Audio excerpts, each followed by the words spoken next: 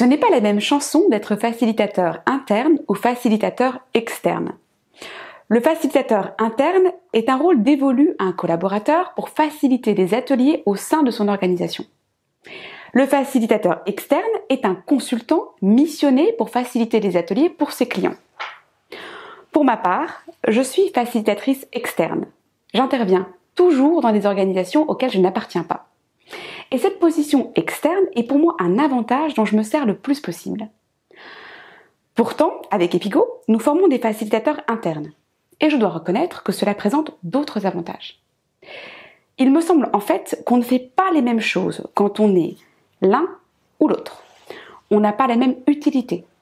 On n'aide pas les mêmes projets aux mêmes endroits. Essayons de comparer les rôles. Leur point commun d'abord, ils s'intéressent tous les deux à la manière de faire plutôt qu'au contenu du projet.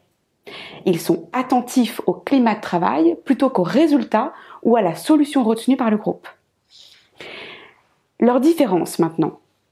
Quand vous êtes facilitateur interne, vous êtes forcément concerné par les enjeux du projet, même si ce n'est pas directement le vôtre. Ce sont vos collègues que vous accompagnez, votre organisation. Il est difficile d'être indifférent au contenu.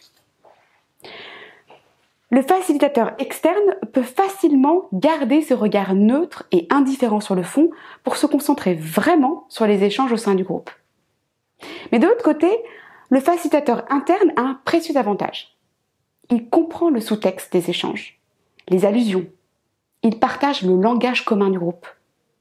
Alors que l'externe, lui, met du temps à comprendre les vrais enjeux, ceux qui se cachent derrière les discussions. Il ne partage pas la culture pratique de ses clients et il ne connaît pas l'historique des relations. Mais cette position d'externe est aussi pour le facilitateur un atout précieux pour le groupe. Il oblige à un effort de clarification pour être sûr de bien comprendre.